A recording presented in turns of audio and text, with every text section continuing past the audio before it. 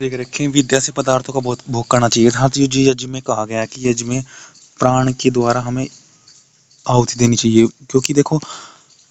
किस भाव से दे रहे हैं, अर्थात किसका क्या प्रभाव है, इस समय क्या भाव, भाव से ही तो प्रभाव होगा। किस समय मुझे ये करना है, मुझको ये देना है, उस कारण से किस किस पदार्थ से ऊंची ऊंची श्रेष्ठ श्रेष्ठ पदार्थ देंगे तो लाभ होगा। देखो ज्ञान होना, उत्तम ज्ञान देने वाले क्रिया से सिद्ध होने वाले यज्ञ में देखो, यज्ञ एक क्रिया है, क्रिया करने से यज्ञ लाभ मिलेगा। प्रतिदिन उत्तम ऐश्वर्य से साधक विद्युत अग्नि, अग्नि विद्युत ऐसी होती है जिसमें अग्नि और वायु, अग्नि वायु के द्वारा चलित तीव्रता से, तीव्र अग्नि को विद्युत कह देते हैं। तो विद्युत यज्ञ ऐसा हो जिसमें अग्नि तीव्र चले, तीव्र चले अर्थात कुछ ऐसे पदार्थ जो वायु के सहायक हों, अग्नि के अर्थात तीव्र अग्नि करे, सहायक हो वायु पदार्थों को सूक्ष्म बहुत तीव्रता से करे, ऐसे पदार्थ हों जो जिनका सूक्ष्मीकरण बहुत तीव्र हो, और ऐसे पदार्थ हो जो पदार्थों को, अन्य पदार्थों को अग्नि में अधिक सूक्ष्म कर दे, तीव्र कर दे, जिससे कि पदार्थ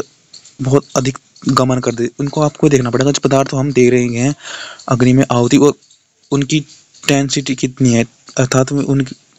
उनका गमन करने की क्षमता कितनी है, कितनी गमन कर सकते हैं में कितने सूक्ष्म हो सकते हैं।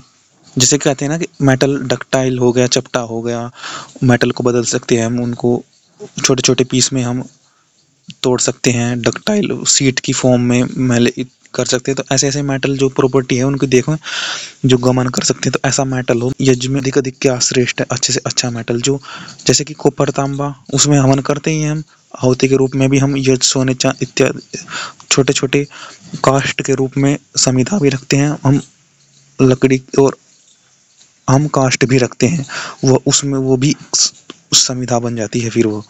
घी में अर्पण करके तो हम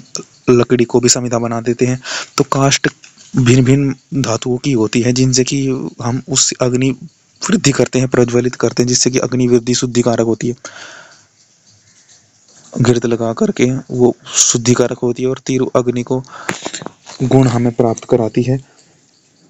तो ऐसे ऐसे हमें कहा गया कि जैसे कि डक्टाइल सीट मैलेबल सीट के फॉर्म में हो, और अधिक सूक्ष्म छोटे छोटे हो जाती होती रहे वह टुकड़े, तो सूक्ष्म रूप में भी यही है कि ऐसा धातु हो, पदार्थ यज्ञ के भाव हो कि जो हम आहुति दे पदार्थ उसको हम जाने, उसका पहला ज्ञान हो कि ये कैसे इसका सूक्ष्मीकरण होगा अग्नि के द्वारा, या अग्नि के एक ऐसा बढ़ाएगी, अग्नि पदार्थों को भी सूक्ष्म करेगी, ये पदार्थ कैसे सूक्ष्म होगा इत्यादि भाव होना, तभी यज्ञ सिद्ध होगा। जब आपके प्राणवायु से आप सिद्ध उत्तम उत्तम सुख हो, आपका श्रेष्ठ भाव हो, उसके यज्ञ के अनुसार वर्तना चाहिए। प्रतिदिन मनुष्य को परमेश्वर प्रतिदिन उपासना करने योग्य है। परमेश्वर की उपासना करो, चिंतन करो, ईश्वर के ज्ञान को जानो, फिर अच्छे समाज का जो यज्ञ ईश्वर ने बनाया है ब्रह्मांड रूपी यज्ञ, उसके ब्रह्मांड को ईश्वर से ही जानो तुम, फिर उससे उसकी क्रिया करो, आनंद रहोगे। सफलता के साथ रस पीने के लिए प्रतिदिन बाहर वाले शरीर के प्राण, भीतरले प्राण को विचार में लावे, उसके सिद्ध करने का विचार करे, संयुक्त करे। जो उपदेश सुना है, ईश्वर से विचिंतन इत्यादि करा है, उनको उपयोग में लाकर संयुक्त करो, उन सबको श्रेष्ठ पदार्थों को यज्ञ में उपयोग किया है। पहले पदार्थ धातुओं को संयुक्त करके, अलग अलग करके, उनको भिन्न करके उनके उनकी क्रिया देखो, उनका उपयोग देखो, उन पर रिसर्च, फिर उनको संयुक्त करके मिलाकर श्रेष्ठ पदार्थों को उनको अग्नि में के पॉइंट ऑफ व्यू से देखें, अग्नि के लिए आहुति दे करके उनका उपयोग करें। तो हमें बाधाओं से निवारण करने के लिए ईश्वर की उपासना करनी चाहिए।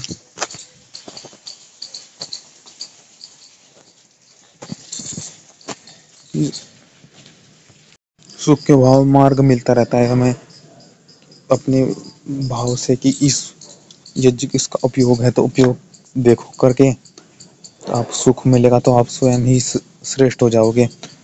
हमें वो भी करना चाहिए जो अग्नि में घृत की आहुति, गाय के सोने की तरह होता है ना, गाय का घी, उसको तुम उनकी लकड़ी को पूरा घी में डुबो के तर करके समिधा बन जाती है। हमें अच्छी तरह सोना ना हो, कुछ काष्ठ ना हो, तो समिधा के रूप में अर्पण करो, अच्छी तरह घृत का सिंचन करके यज्ञ आहुति भराओ, अग्नि प्रज्वलित करो, फिर घृत की आहुति तो यज्ञ अच्छी तरह तीव्रता से लाभकारी होगा।